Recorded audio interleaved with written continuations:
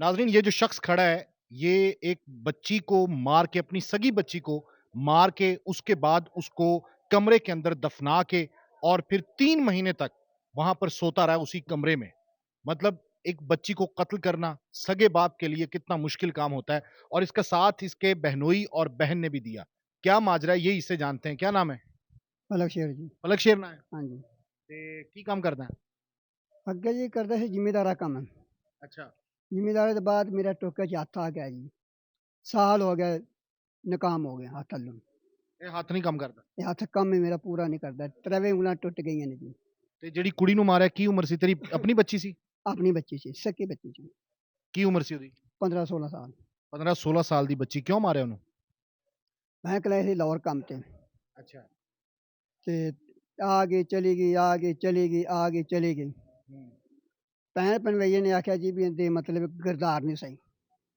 ਅੱਛਾ, ਭੈਣ ਭਣੋਈਏ ਨੇ ਉਹਦੇ ਤੇ ਇਲਜ਼ਾਮ ਲਾਇਆ ਕਿ ਇਹਦਾ ਕਿਰਦਾਰ ਨਹੀਂ ਠੀਕ, ਤੈਨੂੰ ਦੱਸਿਆ? ਹਾਂਜੀ। ਅੱਛਾ, ਫਿਰ? ਮੈਂ ਕਿਹਾ ਫਿਰ ਇਹਨੇ ਤਾਂ ਕਿਤੇ ਵੇਖ ਕੇ ਆਪਾਂ ਵਿਆਹ ਕਰ ਦਿੰਦੇ ਹਾਂ। ਹੂੰ।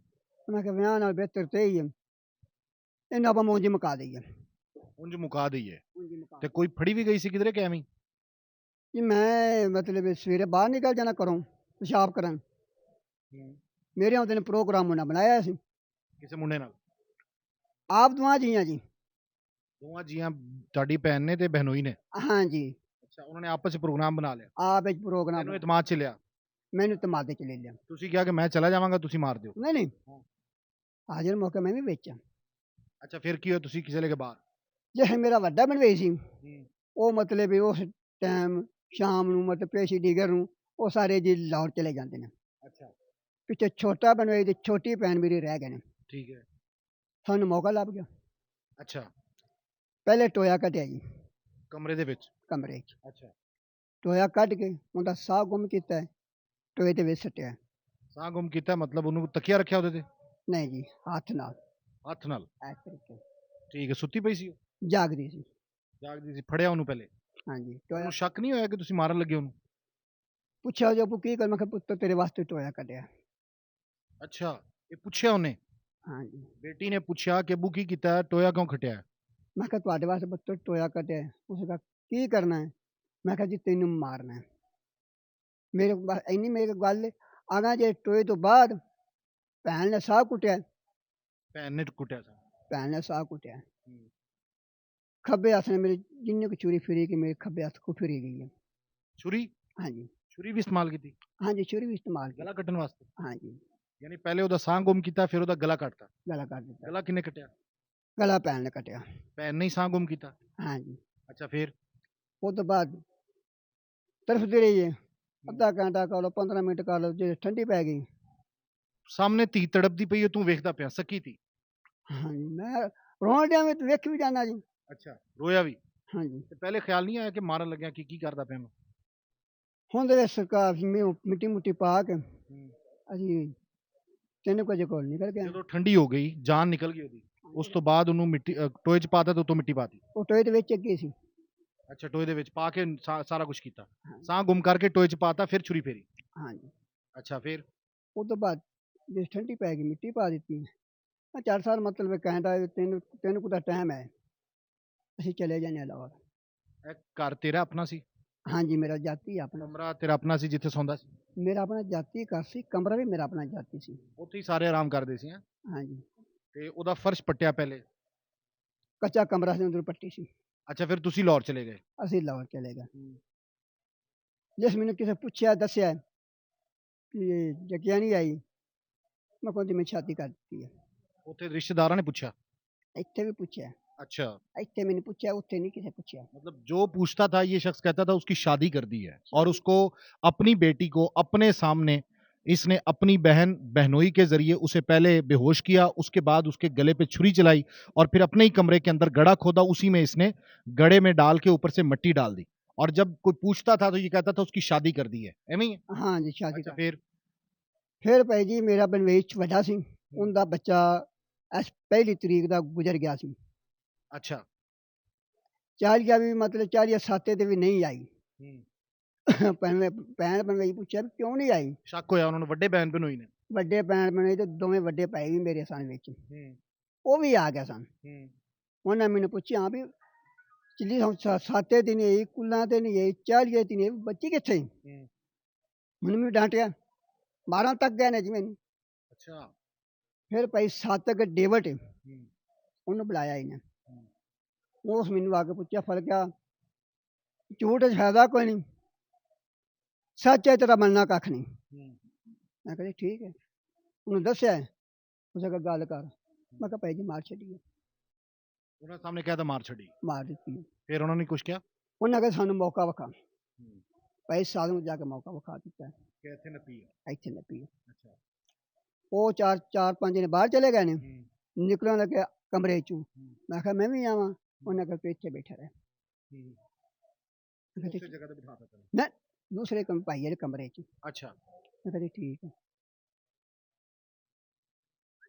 उस तो बाद भैन भनवई नूं अज जो मतलब भी भाई साहब कहा कि तेनों हुण गोली का आर्डर या फांसी का हुक्म है मैं कहा बिस्मिल्लाह चलन तैयार जो कीर्तन भोगने में तो आप ही है ਅੱਛਾ, ਕੋਈ ਸ਼ਰਮਿੰਦਗੀ ਨਹੀਂ ਇਹਨਾਂ ਕੁਝ ਕਰਨ ਤੋਂ ਬਾਅਦ। भैन भनवैया मतलब जो वीडियो बनी है भैन भनवैया ने पता लग गया अल्लाह जाने वीडियो मतलब जो बयान मैं हुण दिंदा पिया ना बयान मेरे आखिरी भी यही ने ਕਿ ਆਪ ਮਾਰੀ ਹੈ ਬਹਿਨ ਬਨੋਈ ਦੇ ਨਾਲ ਰਲ ਕੇ ਆਪਣੀ हाँ ਕੁੜੀ जी ਨੂੰ। हाँ जी ਆਪਣੀ ਬੇਟੀ ਨੂੰ ਤੇ ਮਾਰਨ ਲੱਗਿਆ ਬੰਦਾ ਸੋਚਦਾ ਹੈ, ਵੈਸੇ ਵੀ ਮਾਰਨ ਲੱਗਿਆ ਸੋਚਦਾ ਹੈ। ਤੂੰ ਤੇ ਆਪਣੀ ਧੀ ਨੂੰ ਮਾਰਤਾ। हाँ जी ਤੇ ਕਦੇ ਹੱਥ ਨਹੀਂ ਲਰਜ਼ੇ, ਕੰਬੇ ਨਹੀਂ ਤੇਰੇ, हाथ ਰਹਿਮ ਨਹੀਂ ਆਇਆ? हाथ कंबे सन हाँ। थोड़े कंबे सन ਥੋੜੇ ਕੰਬੇ ਸਨ, हाँ जी हुण बहुते कंबे पे ਦਿਲ 'ਚ ਖਿਆਲ ਨਹੀਂ ਆਇਆ? ਹੁਣ ਕਿਉਂ ਕੰਬਦੇ ਪੈਣ? हुण ख्याल आउंदा है ਕੀ कि बेटी सी पानी देंदी सी रोटी पकाउंदी सी कपड़े धोंदी सी ਤੇ ਤੈਨੂੰ ਉਦੋਂ ਖਿਆਲ ਨਹੀਂ ਆਇਆ ਜਦੋਂ ਉਹਦੀ ਤੂੰ ਛੁਰੀ ਚਲਵਾਈ ਉਹਦੇ ਗਰਦਨ ਤੇ? ਤੈਨੂੰ ਉਦੋਂ ਖਿਆਲ ਨਹੀਂ ਆਇਆ? बस जो भैन भनवैया दी आखे लगे कर बैठा जी ਤੇਰੀ ਅਕਲ 'ਚ ਪਰਦਾ ਪੈ ਗਿਆ ਸੀ, ਭੈਣ ਬਨੋਈ ਦੇ ਅੱਖੇ ਲੱਗਿਆ, बस जो भी ਉਹਨਾਂ ਦੇ ਕਹਿਣ ਤੇ ਆਪਣੀ ਧੀ ਨੂੰ ਮਾਰਤਾ। हाँ जी ਉਹਦਾ ਸਬੂਤ ਵੀ ਮਿਲਿਆ ਸੀ ਕਿ ਉਹ ਕਿਸੇ ਨਾਲ ਗਲਤ ਕਾਰੀ 'ਚ ਮਸਰੂਫ ਹੈ?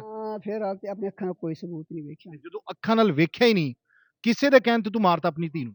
हाँ जी ਮਤਲਬ ਉਹਨਾਂ ਨੇ ਕਿਹਾ ਜੀ ਇਹਦਾ ਕਰੈਕਟਰ ਠੀਕ ਨਹੀਂ ਹੈਗਾ, ਇਹਨੂੰ ਮਾਰ ਦਿਓ। ਤੂੰ ਕਿਹਾ ਠੀਕ ਹੈ ਮਾਰ ਦਿਓ। ठीक है ਇਹ जी ਜਿਹਾ ਕਿਹੜਾ ਪਿਓ ਹੈ ਪੂਰੀ ਦੁਨੀਆ 'ਚ ਜਿਹੜਾ ਐਵੇਂ ਕਵੇ ਹਾਂਜੀ ਠੀਕ ਹੈ ਕਿਸੇ ਦੇ ਕਹਿਣ ਤੇ ਕਿ ਮਾਰ ਦਿਓ ਜੀ? है कोई? कोई भी नहीं ऐसा कोई बाप नहीं है कि जो किसी के कहने पे लगाई बुझाई और रिश्तेदारों की हसद ये सारा कुछ चलता रहता है। और इस शख्स ने सिर्फ बात सुनी अपनी बहन की और बहनोई की और उसके बाद उनकी बातों में आके कह दिया कि ठीक है मार दो, और इन्होंने मिलकर प्लान भी बना लिया और फिर उसकी गर्दन पे छुरी चला दी अपनी बेटी की। 15-16 साल की उसकी बेटी है और इसने कुछ देखा भी नहीं कि उसमें ऐब, सिर्फ सुनी सुनाई बात पे। तो आप जानते वेख्या किधरे उन्हें? नहीं जी मैं किधरे जाते नहीं वेख्या कदे किसी गलत कारी च मसरूफ देखिया उन्हें? नहीं कदे कोई शिकायत मोहल्ले चों अगे पिछे? नहीं नहीं नहीं ਜਦੋਂ ਕੋਈ ਸ਼ਿਕਾਇਤ ਹੀ ਨਹੀਂ ਆਈ, ਕਿਸੇ ਨੇ ਮਤਲਬ ਉਹਨੂੰ ਦੇਖਿਆ ਹੀ ਨਹੀਂ ਨਾ, ਤੂੰ ਆਪਣੀ ਅੱਖਾਂ ਨਾਲ ਵੇਖਿਆ, ਤੇ ਕਿਵੇਂ ਕਹਿ ਸਕਣਾ ਮਾਰ ਦਿਓ? ਜਦੋਂ ਮੈਂ ਲਾਹੌਰ ਕਰਾਈ ਫਿਰ ਹੋ ਸਕਦਾ ਦੁਨੀਆਦਾਰੀ ਚ ਬੰਦੇ ਸ਼ਾਮਲ ਵੀ ਹੋਣਾ ਪੈ ਜਾਂਦਾ ਉਹ ਮੈਂ ਇਸ ਦੁਨੀਆ ਦੁਨੀਆਦਾਰੀ ਸ਼ਾਮਿਲ ਹੋ ਕੇ ਧੀ ਨੂੰ ਮਾਰ ਦੇਵੇ ਬੰਦਾ, ਕਤਲ ਕਰ ਦੇਵੇ ਕਿਸੇ ਦਾ ਵੀ? ਮੈਂ ਫਿਰ ਸੋਚਿਆ ਮੈਂ ਕਿ ਹੋ ਸਕਦਾ ਵੀ ਜਵਾਨੀ ਹੈ ਮਸਤਾਨੀ ਹੁੰਦੀ ਹੈ, ਹੋ ਸਕਦਾ ਤੂੰ ਕਿ ਸ਼ਾਦੀ ਕਰ ਦਿੰਦਾ? ਉਸ ਸ਼ਾਦੀ ਦਾ ਟਾਈਮ ਕੋਈ ਨਹੀਂ ਮਿਲਣ ਦੇ ਤੁਹਾਨੂੰ अच्छा, उन्हें नहीं मिलने देता। धी ने पूछा तेरे तो, बेटी पूछ रही है बाप से कि ये गड़ा क्यों खोदा है, बेटी पूछ रही है कि क्या करने लगे हैं, और ये उसी बेटी को कह रहा है कि हाँ तुझे मारने लगे हैं और तुझे इस गड्ढे में दफनाने लगेंगे। बेटी देखें बाप के सामने वो किस तरीके से खड़ी होगी, और इस शख्स के हाथ नहीं कांपे कि इसके सामने इसकी बहन ने उसका सांस गुम किया यानी बेहोश किया और छुरी चलाई, लेकिन ये नहीं बोला और गड्ढे में फेंक दिया। गड़ा किने खोदा सी? ਗਲਾ ਪੈਣ ਦੇ ਤੇ ਮੈਂ कह के गया सी तुसी गड़ा खोदो मैं आ रहा? ਨਹੀਂ ਨਹੀਂ ਇਹ ਰਾਤ ਦਾ ਟਾਈਮ रात दे टाइम तेन पता सी खोद रहे ने? ਅਸੀਂ ਮਤਲਬ ਚਾਰੇ ਬੈਠੇ ਹਾਂ पुछ के खोदिया? ਹਾਂਜੀ ਮਤਲਬ ਰਾਜ ਕੇ ਖੋਦਿਆ ਸਾਨੂੰ मतलब गैरत दे नाम ते तू कत्ल कीता है वैसे, ਹਾਂਜੀ हालांकि तू देखा कुछ नहीं धी च ऐब, ਨਹੀਂ ਕੋਈ ਐਬ ਨਹੀਂ ਵੇਖਿਆ ਜੀ ते तेन शर्म आंदी थोड़ी बहुत? ਹੁਣ ਸ਼ਰਮ ਲੈ ਗਈ ਹੈ ਜੀ ਹੁਣ मेरे चिट्टे आ गए ने, तेन अकल नहीं आई? ਬਸ ਜੀ ਹੁਣ ਇਹ ਹੋਈ ਬਹੁਤ ਰਹਿ ਗਿਆ ਜੀ ਮੇਰੇ ਕੋਲ अब ये शेखुपुरा पुलिस की कस्टडी में इस वक्त, और थाना मानावाला पुलिस ने इसे गिरफ्तार किया हुआ है, हथकड़ी लगी हुई है इसके।